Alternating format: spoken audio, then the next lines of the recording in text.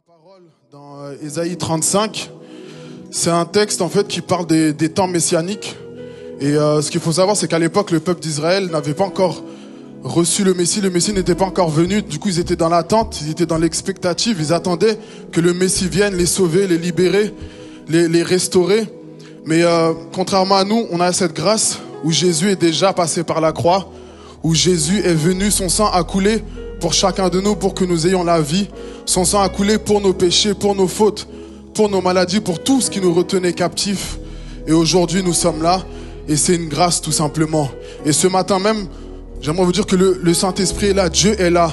Et contrairement au passé, Dieu vit en nous par son Esprit. Alors ce matin, je ne connais pas ta vie, ta situation, ce que tu peux traverser, tes luttes, tes combats, le désert par lequel tu peux passer. Mais ce matin même, si tu as la foi, si tu crois, tu verras la gloire de Dieu, tu verras Dieu agir dans ta vie. Alors je vais lire la parole, je vais déclarer la parole de Dieu et je vous invite à vous lever, à vous mettre debout et à ouvrir vos cœurs, à lever vos mains aussi, à ouvrir vos cœurs, à vraiment rentrer pleinement dans la présence de Dieu parce que le Seigneur veut nous faire du bien. Et des fois, il y a des circonstances, il y a des situations dans nos vies qui nous empêchent d'entrer dans le plan de Dieu, d'entrer dans cette destinée glorieuse qu'il a pour nous. Mais ce matin même, si on a la foi, on va voir Dieu agir. Amen. Donc je vais lire pour vous. Que le désert et la terre aride manifestent leur joie. Que le pays sec s'émerveille et se couvre de fleurs. On pourra voir alors la glorieuse présence du Seigneur, l'éclat de notre Dieu. Rendez force aux bras fatigués, affermissez les genoux chancelants. Dites à ceux qui perdent courage, ressaisissez-vous, n'ayez pas peur. Votre Dieu, il vient vous venger et rendre à vos ennemis le mal qu'ils vous ont fait. Il vient lui-même vous sauver. Alors les aveugles verront et les sourds entendront. Alors les boiteux bondiront comme des cerfs et les muets exprimeront leur joie. Car de l'eau jaillira dans le désert. Des torrents ruisselleront dans le pays sec. Le sable brûlant se changera en étang et le pays de la soif en région de sources. À l'endroit même où les chacals avaient leur repère, pousseront des roseaux et des joncs. C'est là qu'il y aura une route qu'on nommera le chemin réservé, la route sainte. Aucun impur ne pourra passer, aucun idolâtre n'y rôdera. Elle sera destinée au peuple du Seigneur quand il se mettra en marche. Sur cette route, pas de lion. Aucune bête féroce ne pourra y accéder et on n'en trouvera pas. C'est là que marcheront ceux que le Seigneur aura libérés. C'est par là que reviendront ceux qu'il aura délivrés. Ils arriveront à Sion en criant de bonheur. Une joie éternelle illuminera leur visage. Une joie débordante les inondera, tandis que les chagrins et les soupirs se seront évanouis. Et au travers de ce passage, peu importe le désert qu'on traverse, peu importe ta situation, peu importe le péché contre lequel tu te bats, peu importe ce trait de caractère qui t'empêche d'aller plus loin, je veux te dire ce matin que le Seigneur veut toucher ton cœur. Et comme Jacob a lutté contre l'ange, j'aimerais que notre prière ce matin ce soit: Seigneur, je ne repartirai pas sans que tu m'aies béni. Je ne repartirai pas sans que tu m'aies changé. Je ne repartirai pas sans que tu ne m'aies transformé, sans que tu aies changé cette situation dans ma vie. Donc je nous invite à élever la voix et à prier le Seigneur et à remettre nos vies entièrement entre ses mains. Roi des rois, Dieu tout-puissant, Dieu de gloire, je bénis ton nom ce matin. Je te remercie, Roi des rois, pour cette grâce que tu nous permets d'être là dans ta présence. Merci, Roi des rois, parce que tu vis en nous aujourd'hui et que tu agis, Père éternel, dans nos vies, Roi des rois. Nous voulons croire, Père éternel, que tu es le Dieu de l'impossible et que tout est possible à toi, Père éternel. Et je remets chacune de nos vies, Seigneur Jésus. Je remets toutes nos luttes, tous nos combats, Père éternel. Des fois, nous-mêmes, nous sommes un obstacle, Père éternel, à ce que tu veux faire, Roi des rois. Et je te prie maintenant de prendre le contrôle, Père éternel. Je te prie maintenant qu'on puisse aussi saisir cette autorité que tu nous donnes pour lutter contre toutes les attaques de l'ennemi, Roi des rois. Alors je prie, Père éternel, contre toutes les mauvaises pensées, Père éternel. Je prie contre le manque de pardon, Père éternel, le manque d'estime, Père éternel. Je prie, Père éternel, contre la stérilité ce matin. Je prie, Père éternel, contre toutes ces mauvaises choses qui peuvent être dans nos cœurs, Roi des rois. Et nous te prions, Père éternel, nous te supplions de prendre place, Père éternel, de prendre place en nous, Roi des rois, parce qu'aujourd'hui, si nous vivons, c'est toi qui vis en nous, Seigneur Jésus. Alors manifeste-toi ce matin, manifeste ta gloire, manifeste ta puissance, manifeste ta joie dans nos cœurs, manifeste, Roi des rois, ta sainteté, Père éternel, et que ta gloire illumine nos cœurs, Roi des rois, que ta gloire illumine nos cœurs, Père éternel, parce qu'à chaque fois qu'on vient dans ta présence, Père éternel, on s'attend à quelque chose de toi, Père éternel. Alors si tu trouves un peu de foi ce matin, si tu trouves un peu de foi ce matin, fais de grandes choses, Père éternel. Aplanis nos chemins, aplanis nos sentiers, Père éternel, et fais briller ta lumière, Père éternel, sur nous, Roi des rois. Nous t'en supplions et nous te prions au nom de Jésus. Amen. Alléluia, alléluia. Nous allons célébrer ce matin la fidélité de notre Dieu. Et nous allons lui dire que nous reconnaissons, que nous voulons apporter nos offrandes, ce que vous avez préparé dans la semaine, ce que vous avez préparé en louange, ce dont vous avez, la façon dont vous avez ouvert votre cœur, en écoutant votre YouTube, en écoutant vos sons chez vous, quand vous avez adoré Dieu dans le lieu secret. C'est ce que vous allez déverser ce matin. Vous allez déverser votre adoration.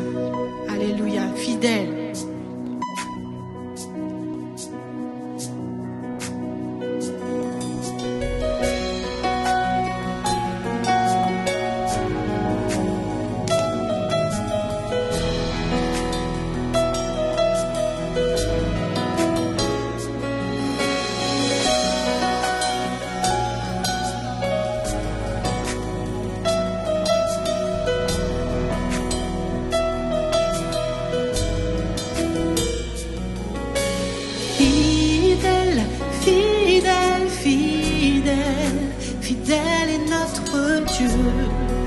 Fidèle est le Seigneur des Seigneurs.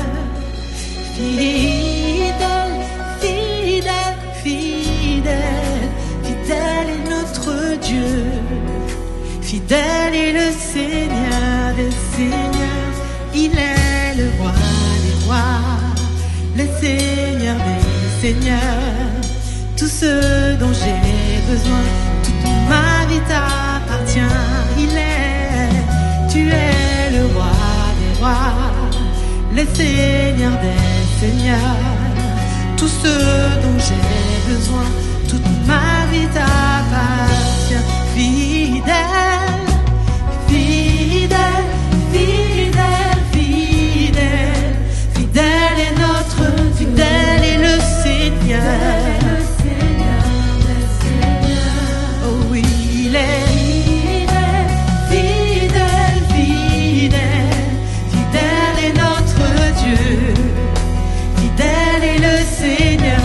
Il est le roi des rois, tu es le roi des rois, le Seigneur des seigneurs. Tout ce dont j'ai besoin, toute ma vie t'appartient. Tu es le roi des rois, le Seigneur des seigneurs. Tout ce dont j'ai besoin, toute ma vie t'appartient. Tu es le roi des rois, le Seigneur des seigneurs. Tout ce dont j'ai besoin, toute ma vie t'appartient. Tu es le roi des rois, le Seigneur des seigneurs. Tout ce dont j'ai, et ma louange te revient, Seigneur. Oh, oh, oh, la louange, elle te revient.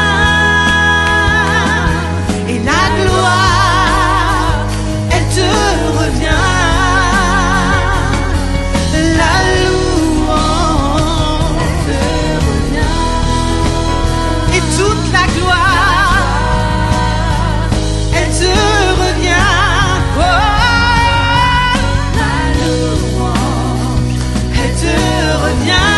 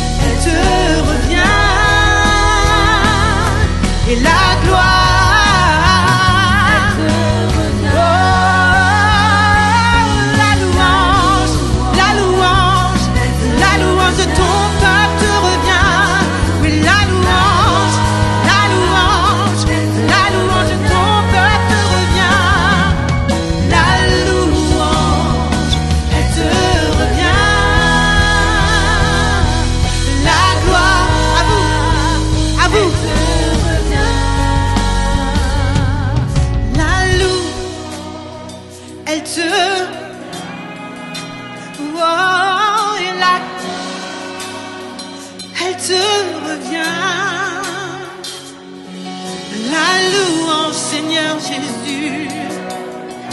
Et toute la gloire te revient.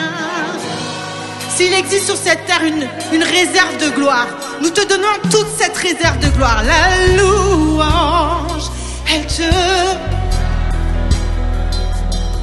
Et là, elle te revient.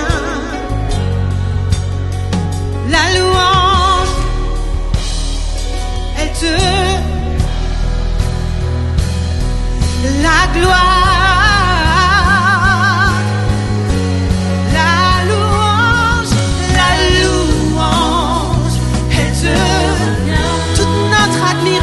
Toute notre adoration, Seigneur, elle te revient. La louange, elle te revient. La gloire, elle te revient.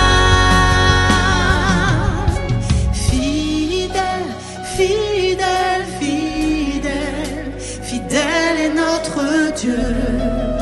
Fidèle est le Seigneur des Seigneurs. Fidèle, fidèle, fidèle, fidèle est notre Dieu. Fidèle est le Seigneur des Seigneurs. Alléluia. Et ce matin, nous allons plus loin encore. Seigneur, nous nous dépouillons devant toi. Nous nous montrons tels que nous sommes, sans faux semblant, sans masque. Nous nous montrons tels que nous sommes pour t'adorer en esprit et en vérité. Nous sommes tes enfants bien imparfaits, mais nous t'aimons de tout notre cœur. C'est pour ça, Seigneur, ce matin, nous revenons au cœur de la louange, pour nous concentrer sur toi. Parce que ce matin, il ne s'agit pas de se concentrer sur nos problèmes, de se concentrer sur ce dont on a besoin, mais il s'agit vraiment de toi, en fait.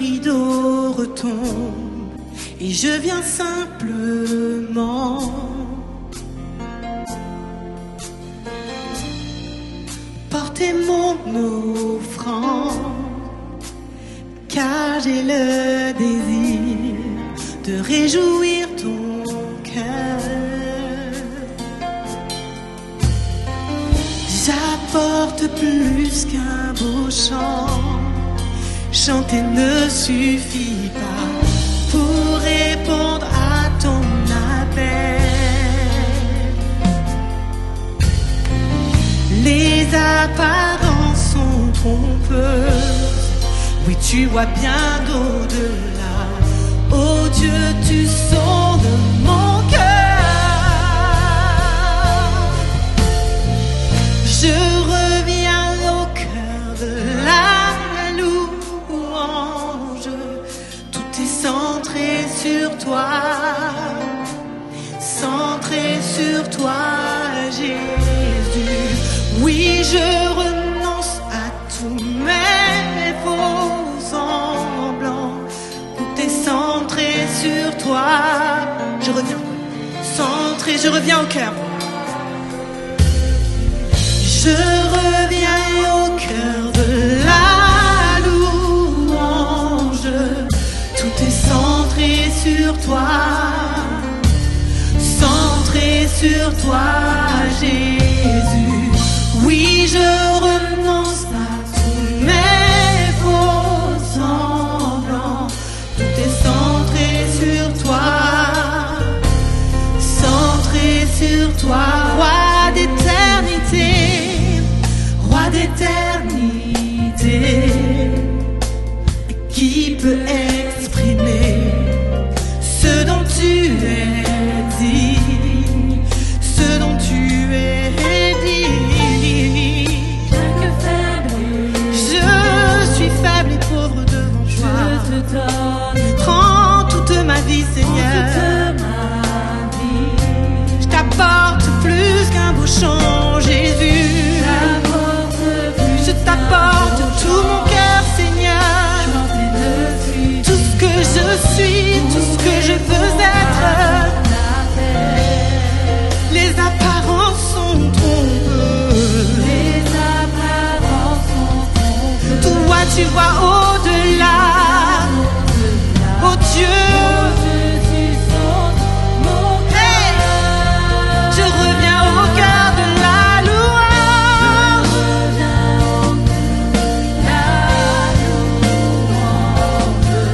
Tout est centré sur toi. Centré sur toi, Jésus. Oui, je renonce à tous mes faux semblants. Tout est centré sur toi. Centré sur toi, Jésus. Je reviens au cœur de la loupe. Et je reviens à toi, Seigneur. Je m'étais égaré peut-être, mais là je reviens à toi. Mais faux, quand on fait semblant d'être gai, alors qu'on est triste, quand on fait semblant d'être fort, alors qu'on se sent faible, je reviens à toi, Seigneur. Dis-le à ton Dieu, parle à ton Dieu ce matin. Parle-lui du fond de ton cœur. Tout centré sur toi, oui, centré sur toi, Jésus. Oui, je renonce à tous mes faux semblants. Tout est centré sur toi. Je reviens au cœur de la louange. C'est ma décision ce matin. Pour tout centrer sur toi. Centrer sur toi. Oui, je renonce à tous mes faux semblants. Tout centré sur toi.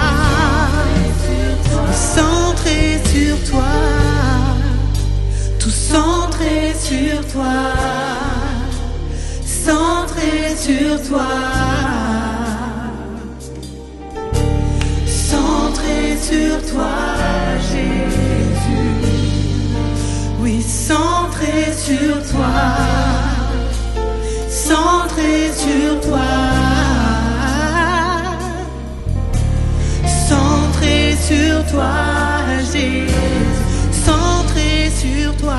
Centré sur toi. Oh, centré sur toi. Centré sur toi.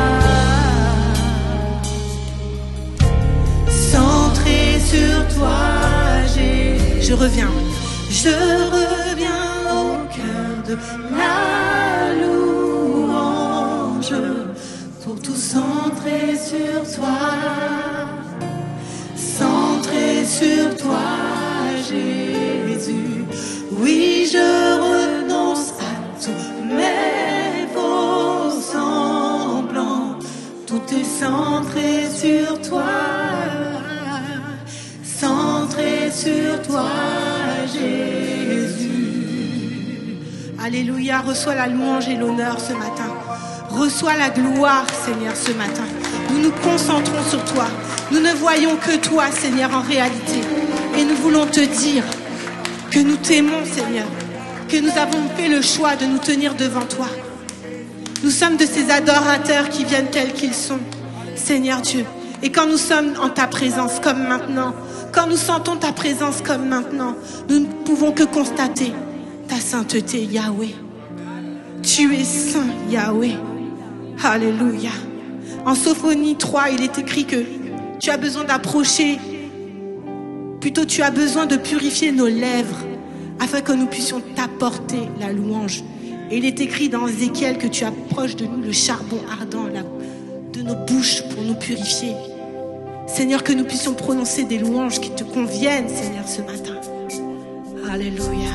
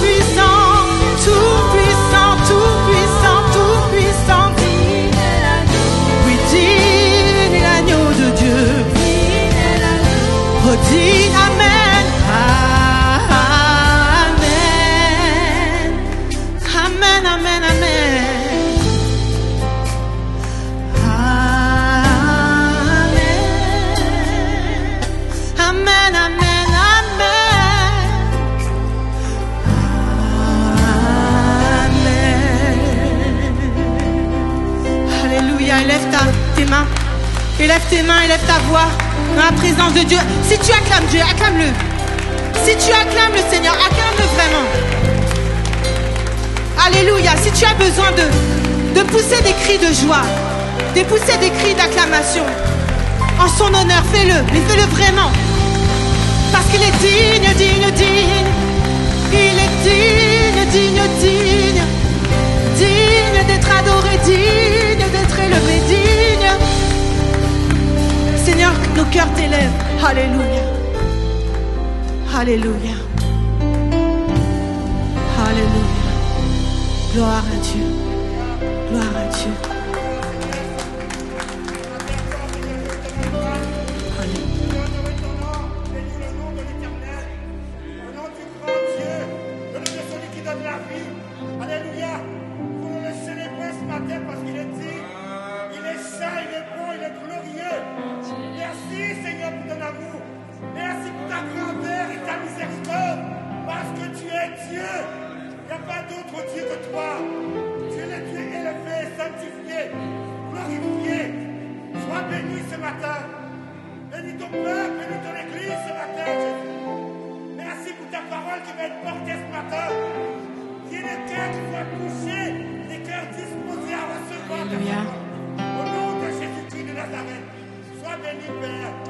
Alléluia. Alléluia. Sentiment qu'en 2022, il y a des personnes qui peuvent chanter que Dieu est saint en restant les bras croisés. Il y a des personnes qui peuvent chanter que Dieu est saint en restant assis sur leur chaise. Il y a des personnes qui peuvent chanter que Dieu est saint sans qu'il se passe rien dans la salle. Mais il fut un temps où certaines personnes, lorsqu'on disait que Dieu était saint, 3 fois saint, ils déchiraient leurs vêtements, ils tombaient la face contre terre, ils ne savaient plus où ils étaient, et tout disparaissait devant eux. Il n'y avait plus rien qui avait aucune importance, uniquement que la présence de Dieu. Il y a des personnes qui doivent se manifester autrement dans la présence de Dieu. Est-ce qu'on est d'accord avec ça ou pas, les amis? Il y a des personnes qui doivent se dire: je suis dans la présence de Dieu. Je suis en train de déclarer que Dieu, il est saint. Il est saint, il est 3 fois saint. Il a quitté son trône de gloire pour venir jusqu'à moi qui était un vil pécheur. Et la seule chose qui me permet ce matin de pouvoir louer Dieu, de déclarer qu'il est saint dans cette salle, c'est parce que Christ est mort à la croix. C'est pas à cause de mes efforts, c'est pas à cause de mon chant, mais c'est parce que Jésus l'a permis. Alors je peux pas juste me permettre de rester bras croisés et de déclarer qu'il est saint, mais j'ai besoin de, comme les sacrificateurs, comme de déchirer quelque chose, comme de, je peux pas déchirer mes vêtements, ça ne se fait plus en 2022, mais mon cœur peut être déchiré, mes pensées, tout ce qui est en moi, il y a quelque chose qui doit être déchiré par la sainteté de Dieu.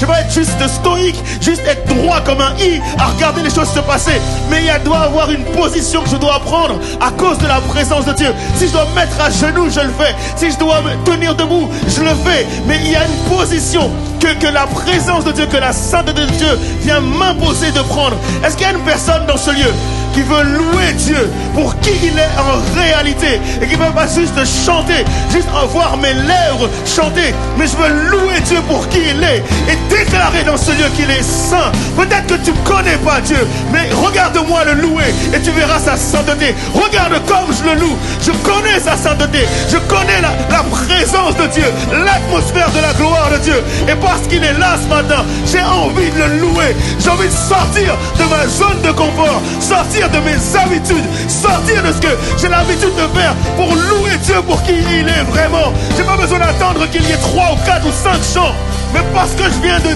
dire qu'il est saint, parce que ma bouche a prononcé qu'il est saint, alors je vis sa sainteté. Est-ce qu'il y a une seule personne dans ce lieu qui veut déclarer qu'il est saint? Est-ce qu'on peut juste reprendre juste un temps ce chant et que tous ensemble on puisse déclarer que l'Éternel est saint? Et pendant que tu le déclares et alors que tu chantes, déclare aussi qu'il se passe quelque chose au milieu de nous, parce que c'est impossible que Dieu soit là et que les choses restent pareilles. C'est impossible que la présence de Dieu soit là et que rien ne change. C'est impossible. S'il est Dieu et s'il est saint, il doit se passer quelque chose. Et je veux chanter jusqu'à ce qu'il se passe quelque chose. Je ne m'arrêterai pas de louer Dieu jusqu'à ce qu'il se passe quelque chose. Parce que j'en ai besoin. Je ne sais pas pour toi, je ne fais pas pour ton voisin. Mais moi j'ai besoin que Dieu change mon cœur, change mon état d'esprit, change ma manière de vivre. J'ai besoin de Jésus. Alors je veux déclarer qu'il est saint. Est-ce qu'il y a une personne qui est avec moi dans ce lieu pour déclarer qu'il est saint et 3 fois saint? Dieu est l'agneau, Seigneur, tu es saint, tu es le Dieu saint, tu es saint, le Seigneur Dieu tout-puissant. Digne est l'agneau de Dieu. Digne est l'agneau, tu es saint, tu es saint, le Seigneur Dieu tout-puissant. Digne est l'agneau, louange à l'agneau, louange à l'agneau. Louange à l'agneau, gloire à l'agneau, gloire à l'agneau, gloire à l'agneau, gloire à l'agneau, amen,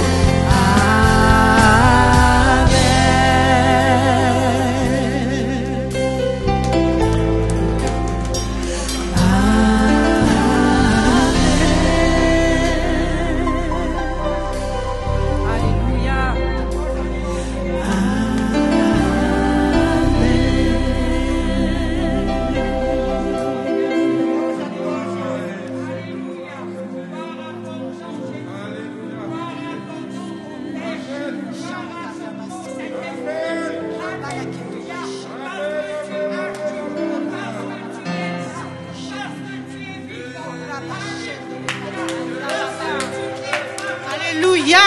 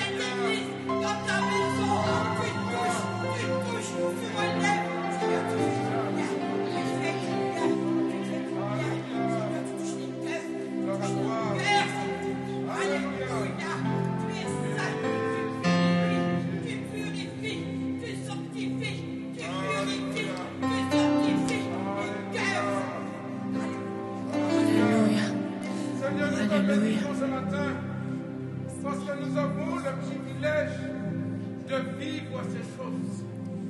Beaucoup ont rêvé et ne l'ont pas vu, ne l'ont pas vu. D'autres encore, Seigneur, courent après, mais nous avons le privilège de louer le Dieu Tout-Puissant, de louer le Dieu 3 fois Saint, de louer le Dieu qui nous a accordé son Fils qui est allé mourir à la croix pour le pardon de nos péchés. Alors nous ne pouvons pas nous taire ce matin. Nous ne pouvons pas rester la bouche fermée ce matin parce que Dieu le Père a envoyé son Fils pour nous racheter. C'est pour nous racheter, pour nous rendre à la liberté. Et nous sommes devenus libres en Jésus. Alléluia.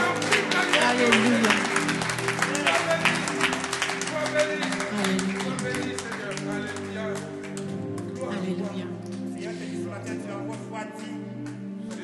Ton cœur s'est refroidi. Ton cœur s'est refroidi. Seigneur veut te réchauffer ce matin. De réchauffer ton cœur. Pourquoi c'est-tu refroidi? Pourquoi tu m'as lâché? Pourquoi tu lâches maman? Reviens, je t'attends, mon enfant. Reviens, je t'attends, mon enfant. Reviens, te dit l'Éternel ce matin. Je vais réchauffer ton cœur. Donne-moi ton cœur. Donne-moi ton cœur, te dit Seigneur. Donne-moi ton cœur. Je suis celui qui va te conduire. Je suis celui qui va te donner le bonheur. Je suis celui qui te rendra heureux. Laisse tomber. Laisse tomber tes habitudes. Laisse tomber tes habitudes. Et réchauffe ton cœur avec moi. Te dit l'Éternel ce matin. Reviens. Reviens. Reviens. Alléluia, alléluia, dans cette atmosphère prophétique où le Saint-Esprit se manifeste et parle. Prends ce chant que nous allons apporter comme une parole de plus de Dieu à ton égard. C'est la parole d'un serviteur qui a tellement conscience qu'il a besoin de son maître pour savoir se diriger, savoir quoi faire, dans quelle direction aller. C'est la parole de celui qui reconnaît qu'il a besoin de Dieu pour diriger toute sa vie, qu'il a besoin de regarder à lui seulement.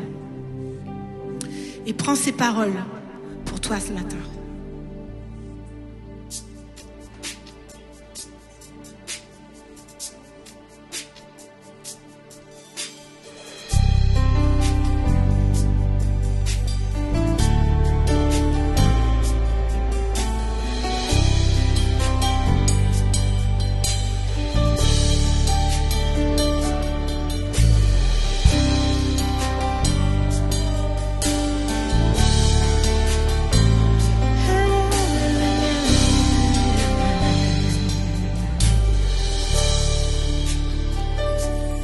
Ne me fais pas quitter ce lieu, Seigneur, si tu ne marches pas toi-même avec moi. Je ne veux pas traverser moi-même ces grandes eaux si ton esprit ne va pas devant moi. Car là où est le maître, c'est là que je veux être. J'ai déposé ma vie sur l'autel. Oui, là où est le maître, c'est là que je veux être. J'ai choisi les richesses éternelles. Ne me fais pas quitter ce lieu, Seigneur, si tu ne marches pas toi-même avec moi. Je ne veux pas traverser moi-même ces grandes eaux si ton esprit ne va pas devant moi. Car là où est le maître, c'est là que je veux être. J'ai déposé ma vie sur l'autel. Oui, là où est le maître, c'est là que je veux être. J'ai choisi les richesses éternelles. Là où est mon maître, là où est Jésus, le maître, c'est là que je veux être.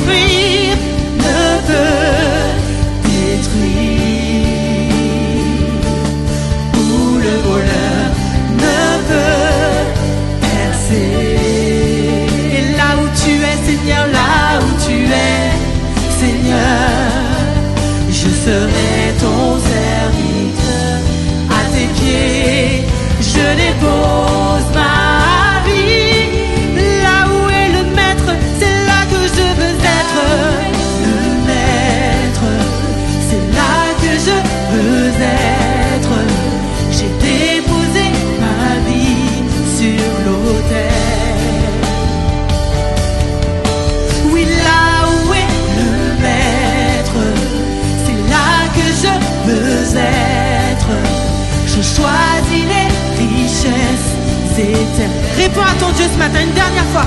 Là où est le maître, c'est là que je veux être. J'ai déposé ma vie sur l'autel. Oui, là où est le maître, c'est là que je veux être. J'ai choisi les richesses éternelles. Nous voici devant toi, Seigneur. Alléluia, nous voulons te servir. Nous voulons t'adorer. Nous voulons t'élever. Nous voulons te glorifier. Car tu es un grand Dieu. Et le désir de nos cœurs, c'est de te répondre oui. Est-ce qu'il y a ce matin des gens qui veulent dire oui au Seigneur? Alléluia. Alors élevons une dernière fois notre voix vers lui. Alléluia, tous ensemble. Glorifions Dieu tous ensemble. Nous te glorifions, nous t'élevons, nous te magnifions. Nous t'acclamons, Seigneur. Nous te magnifions car tu es digne.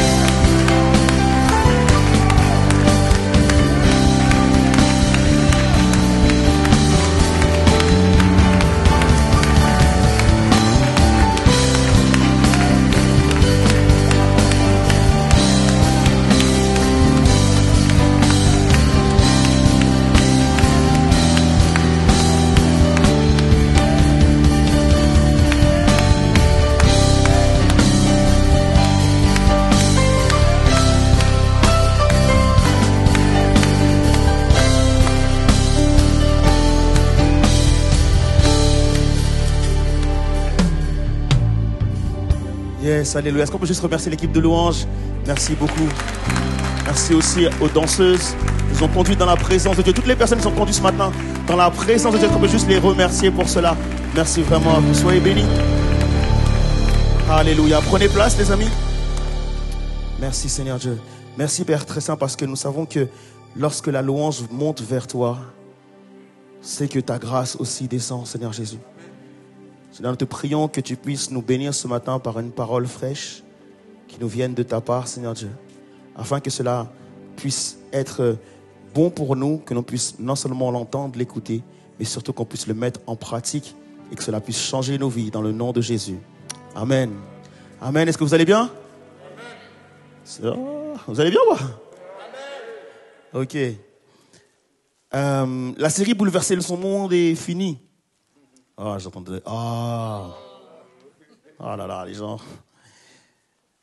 Et avant de commencer une nouvelle série, on veut juste avoir un petit temps de transition pour avoir des messages peut-être un peu plus, pas forcément sur une série suivie, mais un peu plus peut-être direct. Et ce matin, en fait, j'ai à cœur que ce message que je vais prêcher pour vous ce matin ne soit pas uniquement une prédication de ce dimanche, mais que ce soit une prédication pour toute ta saison, pour toute cette année. Un peu comme on utiliserait un dictionnaire. C'est un dictionnaire, voilà, c'est quelque chose que tu ne lis pas au fil de l'eau, mais c'est quelque chose que dès que tu as besoin de connaître une définition, quelque chose, ben, tu vas sortir ton dictionnaire pour pouvoir effectivement connaître cette définition. Et j'ai envie que tu puisses te servir de ce message de cette même manière, de te dire, Seigneur, je sais que cette saison va aller d'étape en étape, je vais devoir franchir en fait différentes étapes, et donc du coup, à chaque fois que je devrais franchir un palier, j'aurai besoin de réécouter. Est-ce qu'on est d'accord avec ça ou pas ce matin? Si tu le fais pas pour toi, je vais le faire pour moi. Et c'est vraiment important parce que je pense que j'ai reçu quelque chose de la part de Dieu qui doit être une clé en fait pour que tu puisses changer de saison. Est-ce qu'il y a des gens qui veulent changer de saison? Je dis pas seulement que le corona s'arrête, ok? Mais je suis en train de te dire que corona ou pas, en fait, je veux changer de saison. Vivre d'autres choses. Et que Dieu m'amène à vivre autre chose. Donc du coup, ce message vraiment sert à ça ce matin. Et je te dis, ne garde pas ta bénédiction, partage-la autour de toi. On est d'accord avec ça ou pas? Dis à ton voisin, garde pas ça pour toi, partage-le. Amen. Amen. Un plaisir d'être là avec vous encore une fois ce matin. On va lire ensemble en Matthieu 21, versets 1 à 11. Matthieu 21, versets 1 à 11, qui nous dit donc, lorsqu'ils approchèrent de Jérusalem et qu'ils furent arrivés à Bethphagée, vers la montagne des Oliviers, Jésus envoya 2 disciples en leur disant, allez au village qui est devant vous. Vous trouverez aussitôt une ânesse attachée et un ânon avec elle. Détachez-les et amenez-les à moi. Si quelqu'un vous dit quelque chose, vous répondrez, le Seigneur en a besoin.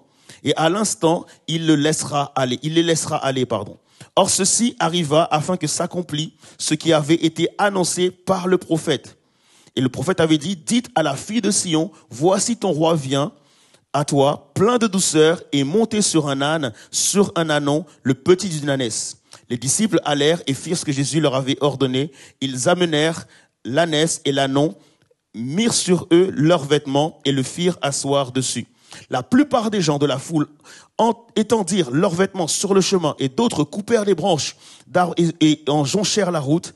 Ceux qui précédaient et ceux qui suivaient Jésus criaient « Hosanna, Hosanna au fils de David, béni soit celui qui vient au nom du Seigneur, Hosanna, Hosanna dans les lieux très hauts. » Amen.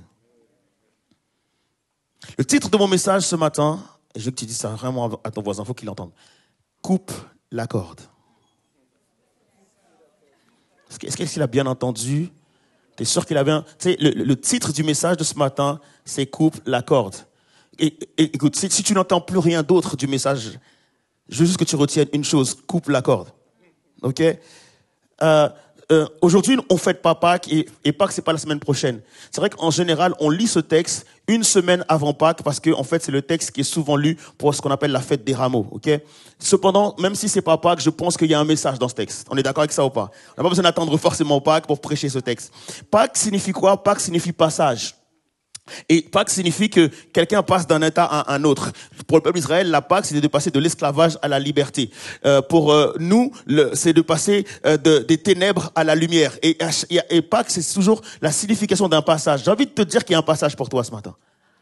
Il y a une étape, il y a quelque chose qui va prendre place dans ta vie, qui va te permettre de passer d'une saison à une autre. Qui est fatigué de revivre sans cesse les mêmes saisons? Ah, il y a personne qui va fatiguer de ça. Ok, la moitié de la salle pouvait sortir. Non, je rigole. Non, qui est fatigué vraiment de toujours avoir l'impression d'être dans un cycle sans fin et de toujours vivre les nouvelles saisons, même si j'ai la perspective de vivre de nouvelles saisons, même si je prie pour vivre de nouvelles saisons, mais j'ai le sentiment de tourner en rond. Et ce matin, je ne veux plus tourner en rond, donc je dois couper la corde. Donc ce passage nous parle de Jésus qui rentre pour la dernière fois à Jérusalem et il rentre sur le dos d'un âne et le peuple qui est autour de Jésus, chante tous à tue-tête et crie hyper fort, Hosanna, Hosanna dans les lieux très hauts, Hosanna, Hosanna, béni soit celui qui vient au nom du Seigneur. Et donc, comme il crie, la plupart des chrétiens, du coup, reprennent Hosanna comme un chant ou un cantique de louange. À chaque fois, on attribue le mot Hosanna à de la louange. On est d'accord avec ça ou pas?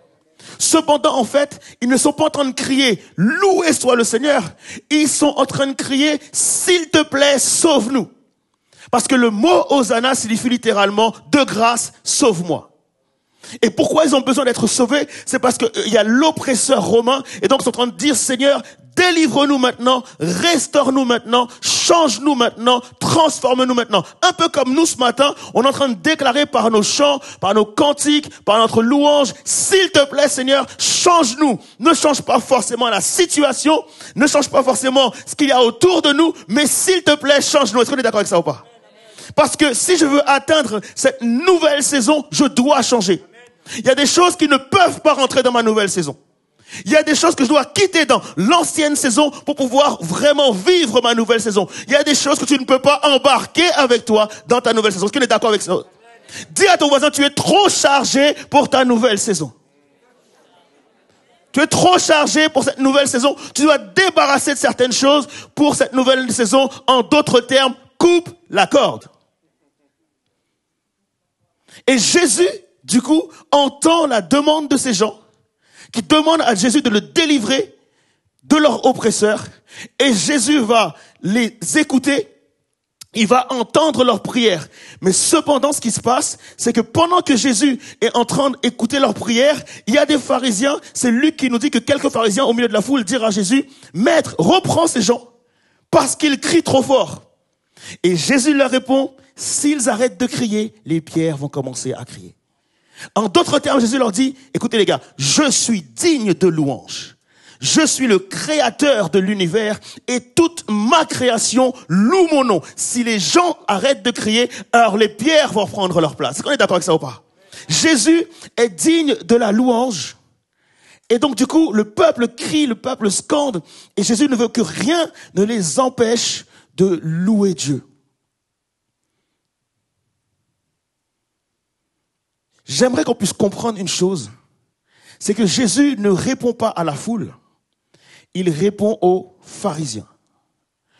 Il y a tellement de gens, lorsque Jésus ne te répond pas, tu as l'impression que Jésus ne travaille pas. Alors que Jésus, lui, souvent, il travaille pour toi sans forcément te répondre. Et il y a beaucoup de gens, en fait, qui attendent la réponse parce que pour eux, la réponse est l'indicateur que Jésus se met au travail. Un peu comme souvent ce qui m'arrive avec mon épouse, des fois elle me dit, écoute chérie, vu que tu es debout, est-ce que tu peux me prendre un verre? Et donc du coup je me dirige vers le verre, mais je lui ai rien dit. Et après j'entends, mais je t'ai juste demandé un verre, je comprends pas, je te demande rien d'habitude, je t'ai juste demandé un verre, pourquoi tu vas pas chercher le verre? Mais j'étais en train d'aller le chercher. Et après elle me dit, mais tu ne m'as rien dit. Et on est beaucoup de chrétiens comme ça. Est-ce qu'on est d'accord ou pas? Si Jésus ne te dit rien, tu as l'impression qu'il ne fait rien. Alors que Jésus peut parler avec ses mains, il peut parler avec sa bouche. Il a le droit de faire sans te dire, est-ce qu'on est d'accord ou pas, les amis? Parfois, Dieu ne dit rien, mais Dieu agit quand même. Et donc, du coup, Jésus est en train d'agir pour eux. Et Jésus va répondre à leurs prières, mais il ne va pas répondre à leurs demandes. Ce que je suis en train de te dire, c'est que Jésus peut répondre à ta prière sans forcément répondre à ta demande. Pourquoi? C'est parce que non seulement Dieu est celui qui rejoint mes besoins, mais il est aussi celui qui évalue mes besoins. En d'autres termes, moi je peux prier pour quelque chose et dans son évaluation, Dieu va voir qu'en réalité, j'ai besoin d'autre chose. Je ne sais pas si vous vous rappelez de cette histoire du paralytique qui à un moment donné, il est paralysé, il y a 4 de ses amis qui le prennent et qui vont le faire passer par la fenêtre pour l'amener jusqu'à Jésus. Et lorsqu'ils amènent le paralytique à Jésus, Jésus va leur dire, il va dire au paralytique que tes péchés te sont pardonnés. Tu te mets à la place des gens. Tu te dis, mais en fait, Seigneur, tu vois pas bien. Il est paralysé en fait. Pourquoi tu lui dis pas, lève-toi et marche? Parce que nous, on voit le problème extérieur. Sauf que Jésus a évalué qu'il y avait un problème plus grand à l'intérieur. Et il se dit, si je le libère uniquement extérieurement, le problème qu'il a à l'intérieur le gardera paralysé quand même. Et donc du coup, il dit, il faut que je puisse le libérer de l'intérieur pour qu'il soit totalement libre lorsque je vais le libérer à l'extérieur. Est-ce qu'on est d'accord avec ça ou pas? Et donc du coup, Jésus va non seulement pardonner ses péchés, mais ensuite après il va lui dire de se lever et de marcher. Et donc on a besoin de comprendre, les amis, tu as besoin de dire ça à ton voisin. Tu as besoin d'être guéri à l'intérieur pour que ça puisse se voir à l'extérieur. Est-ce qu'on est d'accord avec ça? Donc le peuple voulait être délivré des Romains. Et donc il crie à Dieu, délivre-nous, délivre-nous des Romains. Délivre-nous de notre oppresseur. Et Jésus les évalue. Et il voit qu'à l'intérieur d'eux, il y a un autre problème plus grand que les Romains. Et donc du coup, lui il se dit, ma réponse, ce n'est pas de vous délivrer des Romains, mais c'est de vous délivrer de vos péchés. Donc vous verrez en fait ma réponse lorsque je serai à la croix crucifié pour vous. Parce que lorsque vous serez délivrés de vos péchés, les Romains ne seront plus un problème pour vous. Est-ce qu'on est d'accord avec ça ou pas? Et donc du coup, Jésus considère qu'il doit d'abord les délivrer à l'intérieur. Dis à ton voisin ou dis à Dieu ce matin, aide-moi Seigneur à comprendre, délivre-moi à l'intérieur. Je te prie trop pour l'extérieur, je te prie trop pour les problèmes qui sont autour de moi, alors que je me rends pas compte que si je change à l'intérieur, les problèmes ne seront plus un problème. Amen. Dieu veut faire quelque chose de plus grand pour toi. Il comprend qu'il peut commencer par l'intérieur avant de résoudre le problème qui est à l'extérieur. Et quelque part, quelqu'un devrait dire Seigneur, je te remercie pour toutes les fois tu n'as pas répondu à mes demandes, mais tu as répondu à mes besoins.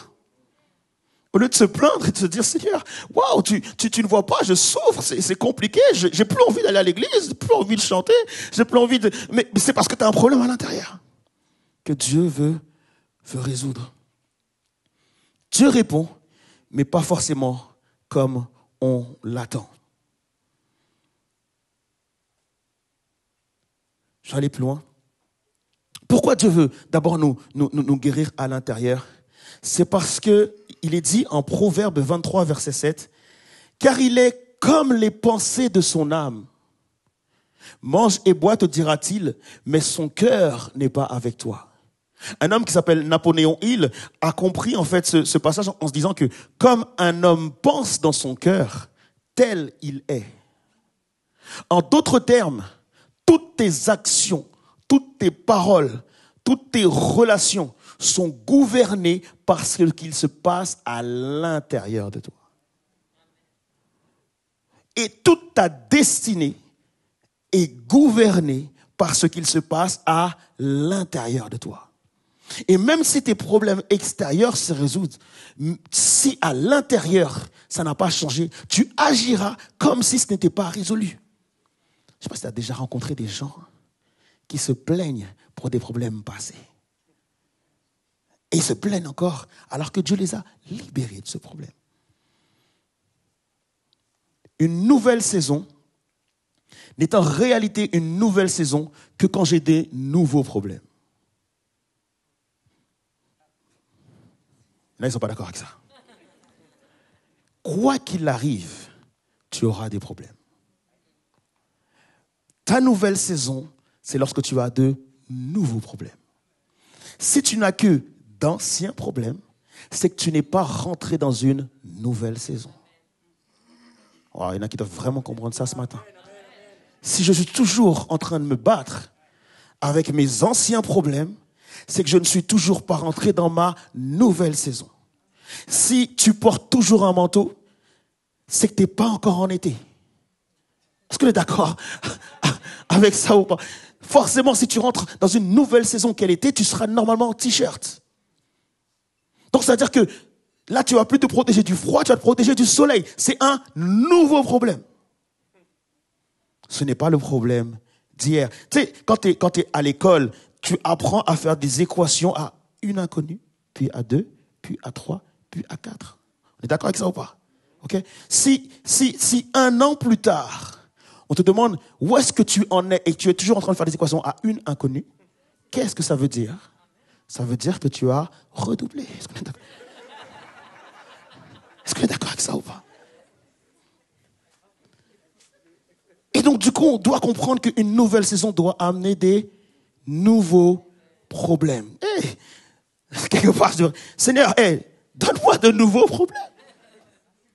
Donne-moi de vivre une nouvelle saison dans laquelle je devrais résoudre de nouveaux problèmes. Et donc, du coup, ce matin, les amis, par rapport à ce texte, j'ai envie de vous permettre de découvrir quelque chose de nouveau. Est-ce qu'on est d'accord avec ça? Est-ce qu'on peut essayer de voir ensemble que si on peut découvrir quelque chose de nouveau par rapport à ce texte? Il est question des rameaux, il est question de Jésus, il est question de la foule, il est question de Hosanna, il est question de béni soit celui qui vient au nom du Seigneur. Et on aime ça, on chante ça. Mais qu'en est-il de l'âne? Est-ce qu'on peut parler de l'âne ce matin? Est-ce qu'on peut rendre l'âne célèbre ce matin? Ok.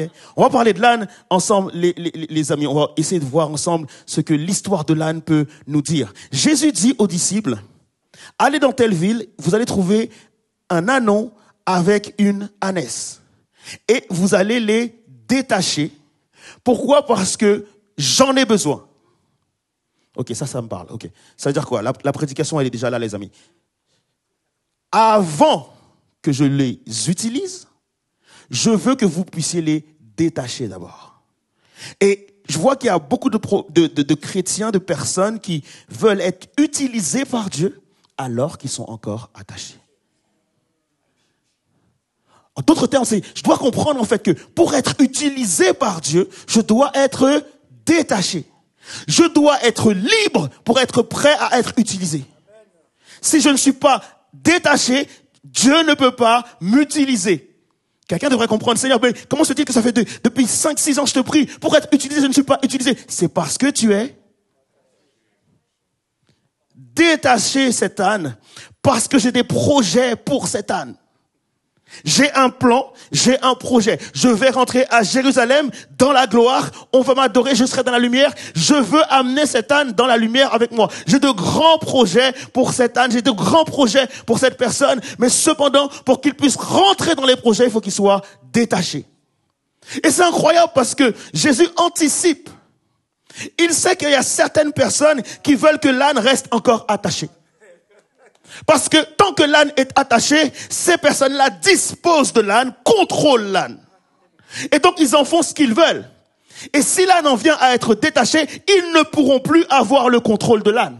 Il y a des personnes dans ta vie qui veulent que tu restes encore attaché à eux. Parce que tant que tu es attaché à eux, ils ont le contrôle sur toi. Et Jésus est en train de te dire, pour que tu puisses me servir, je dois te délivrer, je dois te détacher, je dois couper la corde par rapport à toutes ces personnes, par rapport à tout cet entourage, par rapport à toute cette atmosphère, parce que tant que tu es là, je ne peux pas encore t'utiliser.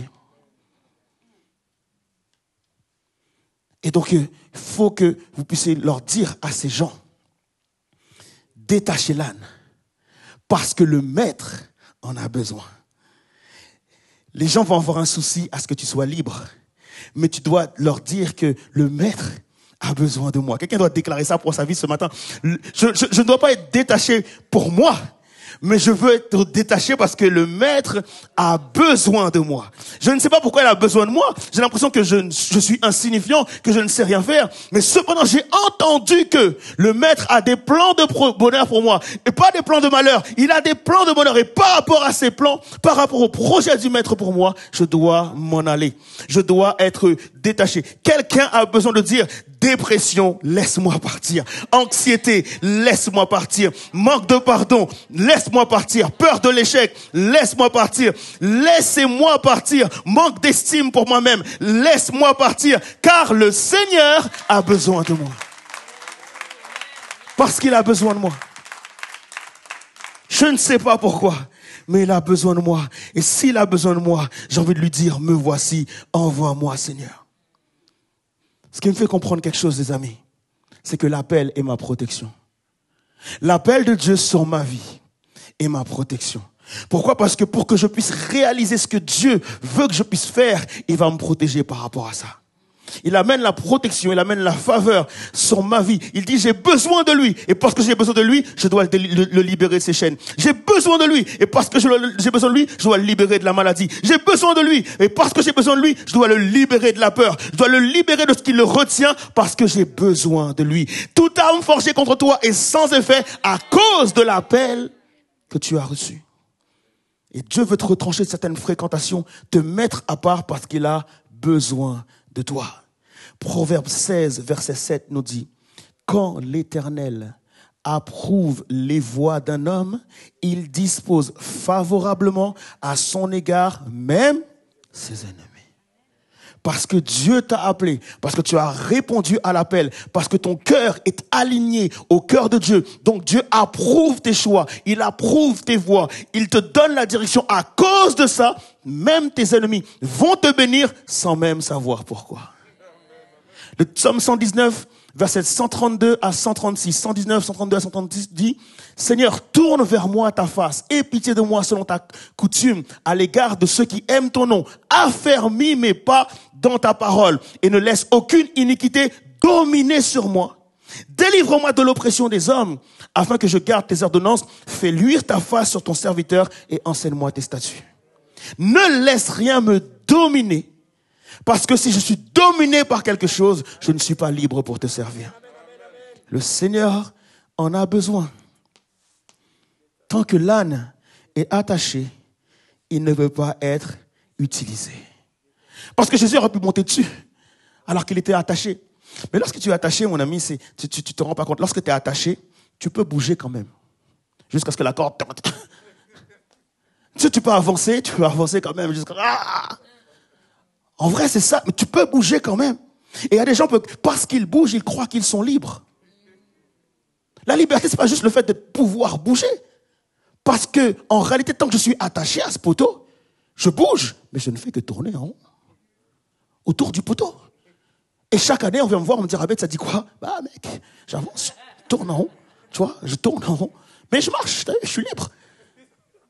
Non, tu n'es pas libre. Tant que tu es attaché, tu n'es pas libre. Tu as besoin d'être détaché pour être libre. Dis à quelqu'un, non, tu dois être détaché, mon ami. Ne te contente pas de bouger. Ne kiffe pas juste parce que tu bouges. Mais sois libre réellement. Ne kiffe pas juste parce que tu viens à l'église, tu vas chanter quelques chants. Je veux que tu sois libre. La Bible déclare que mes brebis et la vie en abondance. Soyez libres.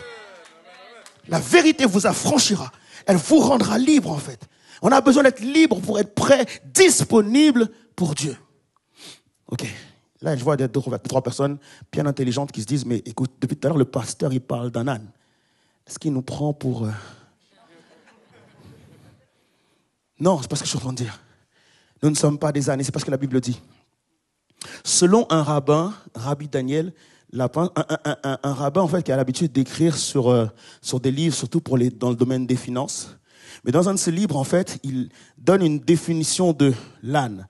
Et il dit que selon certaines sectes ou certaines pratiques, certaines facettes de la culture juive, un âne, en fait, c'est l'image d'un caractère humain. En fait, c'est pas l'être humain qui est un âne, mais c'est l'être humain qui se comporte comme un âne. Et on dit en français, tu es têtu comme un âne.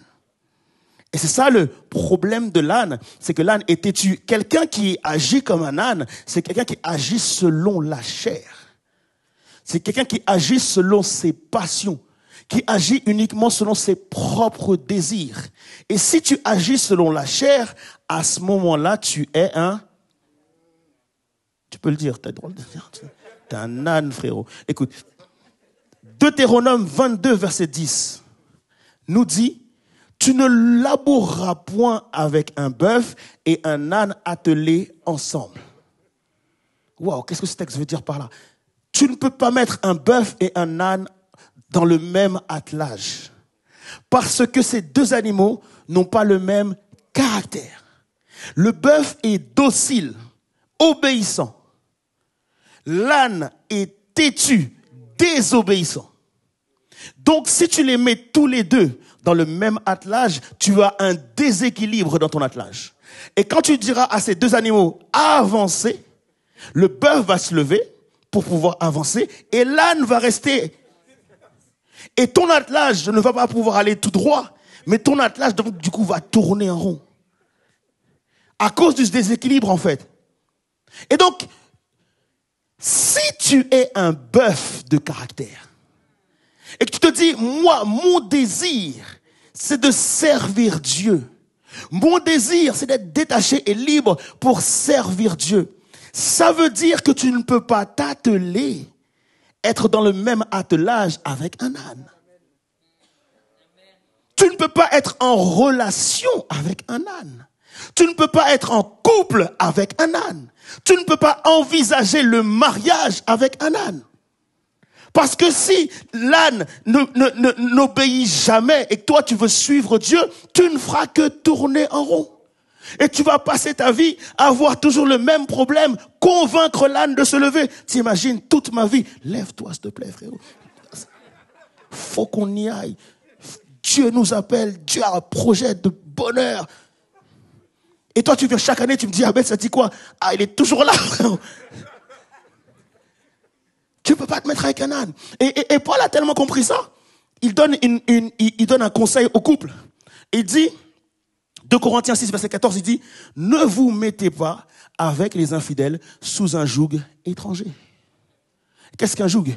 Un joug, justement, c'est le truc pour pouvoir mettre l'attelage. Et donc, du coup, ne vous mettez pas sous un joug étranger.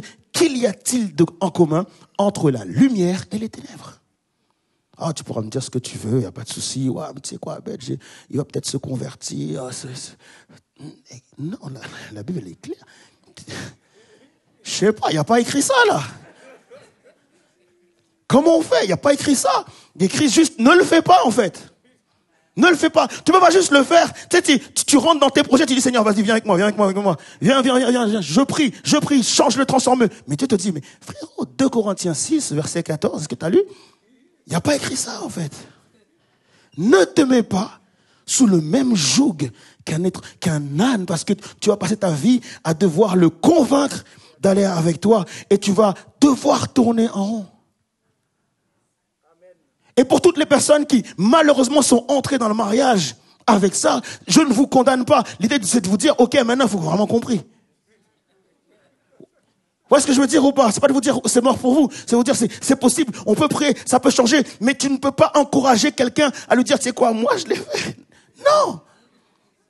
Dis à la personne, ouais, je l'ai fait, mais je t'assure, c'est une galère de fou. Je ne peux pas me mettre sous le joug d'un étranger. Pourquoi? Je suis plus au lycée, en fait. Je taffe maintenant. Je suis au travail, je suis en train de, je veux acheter un appartement, je veux me mettre en couple, je veux fonder une famille. Je veux pas juste qu'on sorte ensemble et qu'on a se promener à Châtelet, main dans la main, etc. Non! En fait, je veux passer à une nouvelle saison. Gars, ton délire, moi c'est fini, je peux plus. Je veux passer à une nouvelle saison. Frérot, ça dit quoi vendredi soir, on sort et tout ça, ça va être lourd et tout ça. Non, j'ai fini avec tout ça. Moi, je veux aller plus loin, je veux fonder une famille, je veux rentrer dans les projets. Tu sais quoi? Marco, mon pote, il a fondé sa famille. Moi, tu veux que j'aille où? Non! Je peux plus, en fait. Parce que j'ai fini avec tout ça. Est-ce que vous êtes d'accord avec ça ou pas, les amis? Est-ce qu'il y a que moi qui ai ce sentiment-là? Détachez-le. Détachez-le. Et amenez-le-moi afin que s'accomplisse la parole du prophète. C'est ce que Jésus dit. Il dit que les prophètes ont prophétisé sur la vie de cet âne. Il y a un prophète qui a dit qu'un jour, le roi des rois montera sur le dos d'un âne et rentrera à Jérusalem triomphalement sur le dos. Il y a une prophétie sur la vie de cet âne.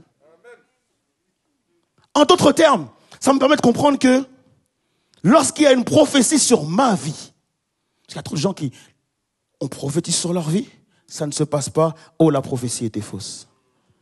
Pourquoi tu racontes que la prophétie? Non. Il y a une prophétie sur ta vie. Mais est-ce qu'on est d'accord ensemble pour dire que la prophétie requiert une participation? Si on vient me dire que, Abed, tu vas prêcher et que moi je ne donne pas une main d'association à Dieu pour dire, oui Seigneur, c'est ce que je veux, je ne vais pas prêcher. Mais je ne pourrais pas dire que la prophétie est fausse. La prophétie, c'est la volonté de Dieu pour ta vie. Dieu dit, j'ai des projets pour toi, des plans pour toi. Et c'est ma volonté pour ta vie. Je t'amène une prophétie pour que tu puisses avoir un mot un peu plus direct, pour te donner une direction.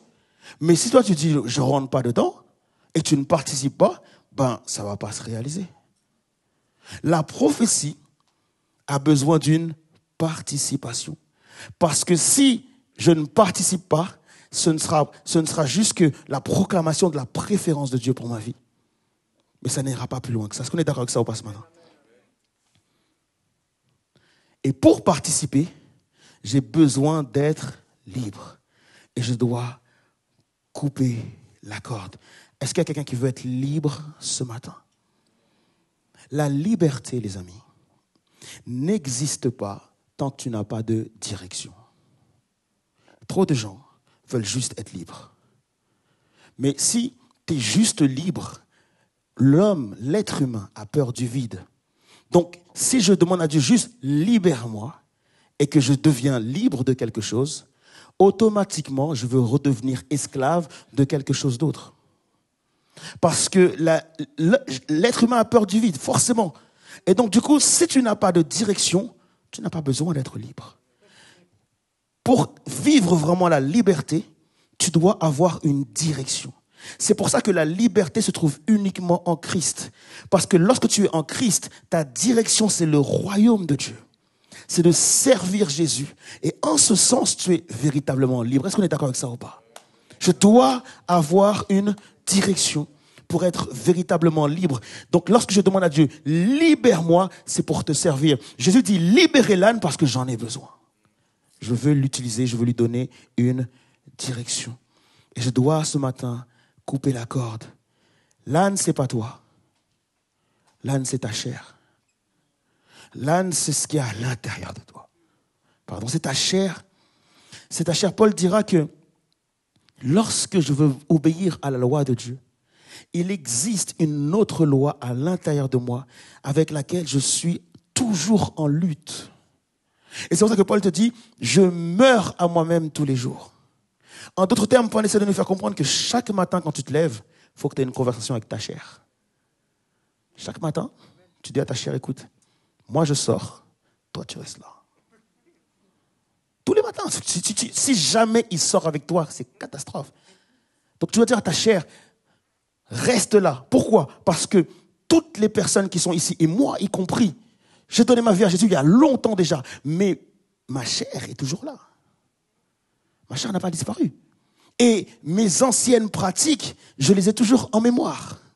C'est toujours quelque part. Si tu veux, je peux les ressortir. Et là, tu te sortirais de la salle. Mais tu as ta chair qui est au-dedans de toi.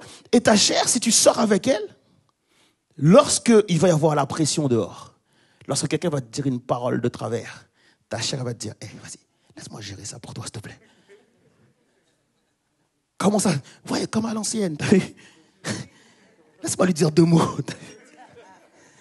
Comment on faisait avant? On était ensemble, du coup, je lui disais 2 mots et c'était réglé.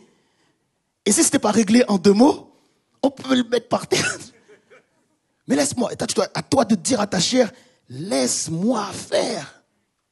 Laisse-moi faire. Je suis une nouvelle créature. Je ne peux plus agir de cette manière-là. Je suis un enfant de Dieu. Je suis un enfant de lumière. La Bible déclare que celui qui est dans la lumière doit marcher comme un enfant de lumière. Je sais que je pouvais faire ça avant, mais aujourd'hui, je décide de faire autrement. Moi qui avais l'habitude de gifler les gens, maintenant je tends l'autre joue. Parce que je ne veux plus agir selon ma chair. Et Jésus me demande de crucifier ma chair. Dieu t'a délivré du péché, mais pas de ton ancienne nature. Elle est toujours là. C'est à toi de la crucifier tous les jours. C'est à toi de lui dire, non. Moi je sors, toi tu restes ici. Parce que là, on doit dominer notre ancienne nature. Qu'est-ce qu'on fait d'un âne? On selle un âne. On domine l'âne. On monte sur l'âne.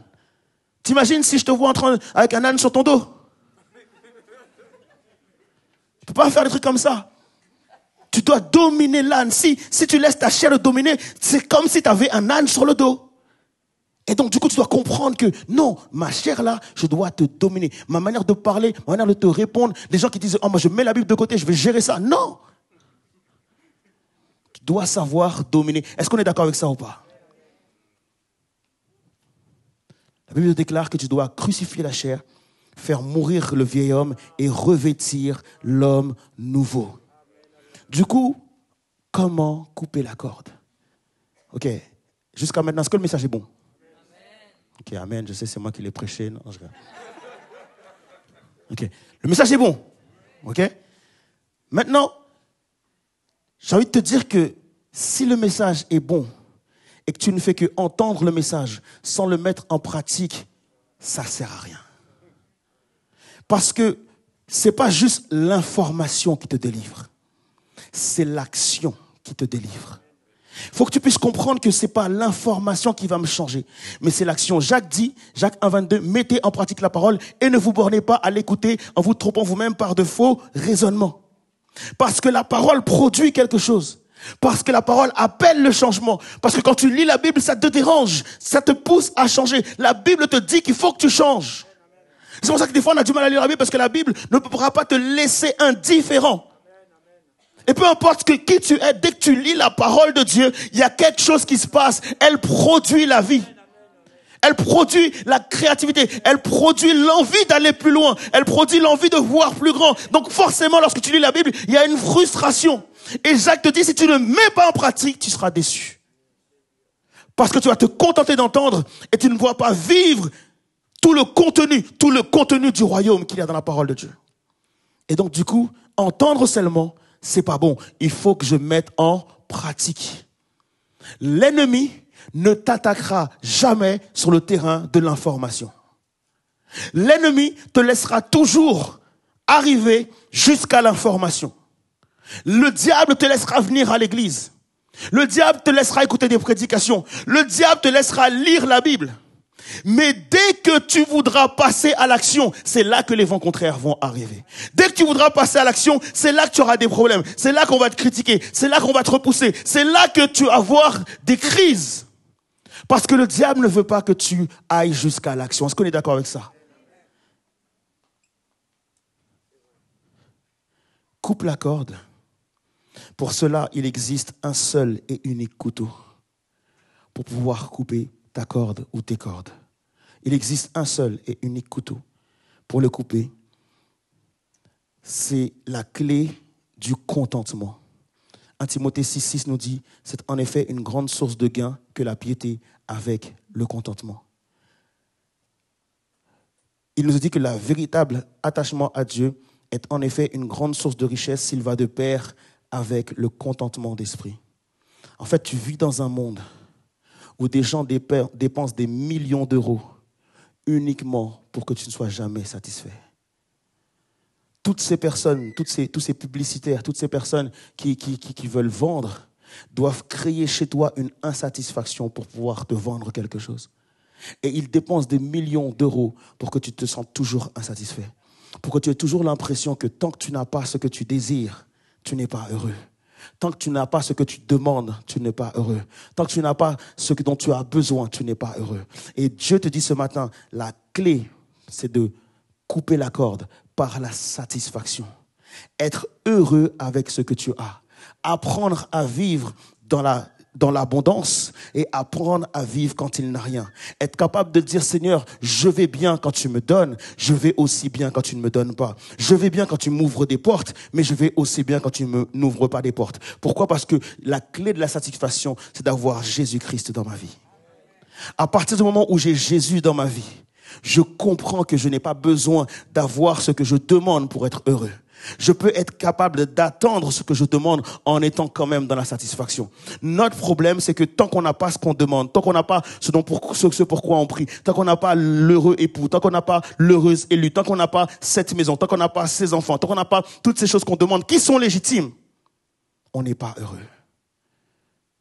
Et la clé ce matin, c'est que tu comprennes que je dois être satisfait en Christ pour ce que j'ai. Je suis satisfait en Christ pour ce que j'ai. À partir du moment où je suis satisfait pour ce que j'ai, ça coupe la corde du manque de pardon. Parce que ça me permet de pardonner des gens. Lorsque je suis satisfait pour ce que j'ai, ça coupe la corde de la jalousie parce que je suis satisfait quand même. Ça coupe la corde de l'envie. Ça coupe toutes les cordes à partir du moment où je suis satisfait. Et Paul dit, je suis heureux dans l'abondance. Je suis aussi heureux dans la disette. Parce que quoi qu'il arrive, je puis tout par Christ qui me fortifie. Est-ce que ce matin, Jésus te satisfait en fait?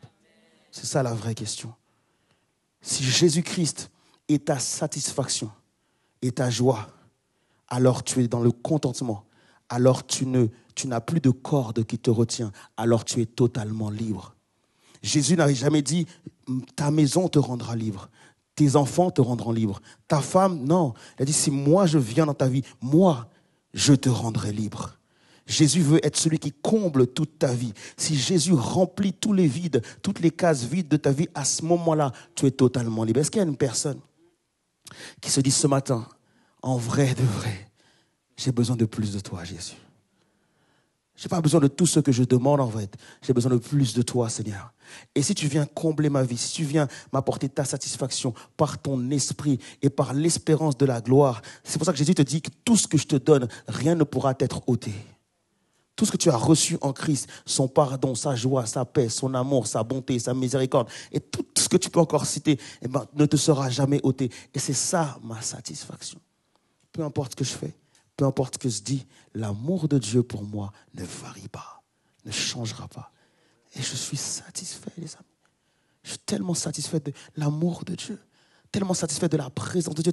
T'imagines le Dieu de l'éternité, j'ai qu'à lui dire, Seigneur, viens là, et il est là. C'est ma satisfaction et ma joie. Alors j'ai envie de prier pour une personne ce matin qui est dans cette vie d'insatisfaction, toujours dans les mêmes problèmes, toujours dans les mêmes demandes, dans les mêmes envies. Jésus veut te guérir de l'intérieur pour que ça puisse être, que puisse le voir à l'extérieur. Est-ce qu'on est d'accord avec ça ou pas? Est-ce qu'il y a une seule personne dans ce lieu qui voudrait qu'on puisse prier pour toi, pour que véritablement Jésus puisse te combler du tout au tout? Te dire, Seigneur, je n'ai besoin que de toi en vrai. Je n'ai juste besoin que de toi. Seigneur, alors qu'on est là, Seigneur Jésus, tous ensemble, Seigneur Dieu. Et on va bientôt prendre la Sainte Seine ensemble. Je prie, Seigneur Jésus, que ce message que tu prêches ce matin ne puisse pas être simplement pour ce dimanche, mais que chaque personne puisse se dire, si je n'avance pas, c'est parce que je ne suis pas satisfait par Jésus.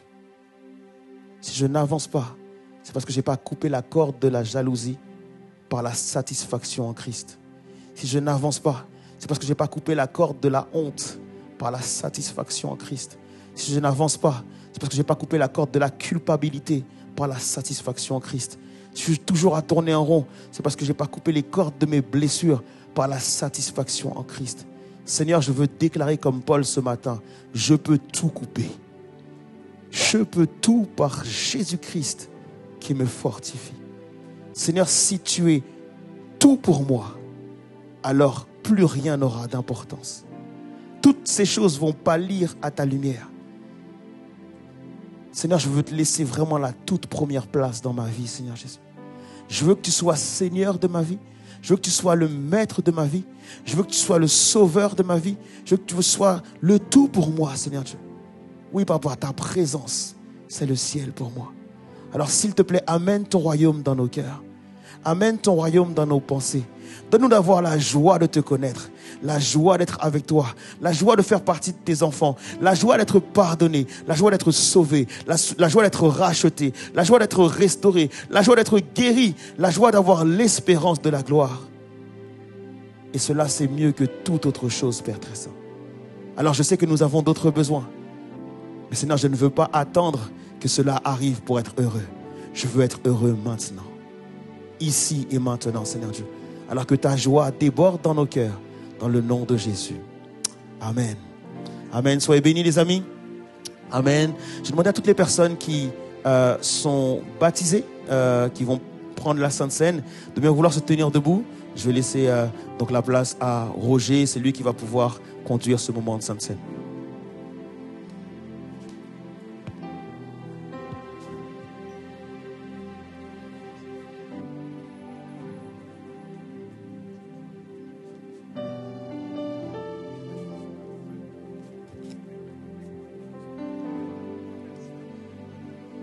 Du coup, effectivement, quand on va pouvoir prendre la Sainte Seine, je tiens juste à remercier toutes les personnes qui nous suivent en ligne. Vraiment que Dieu vous bénisse et passez un excellent dimanche et on se retrouve dimanche prochain pour un prochain culte. Soyez bénis.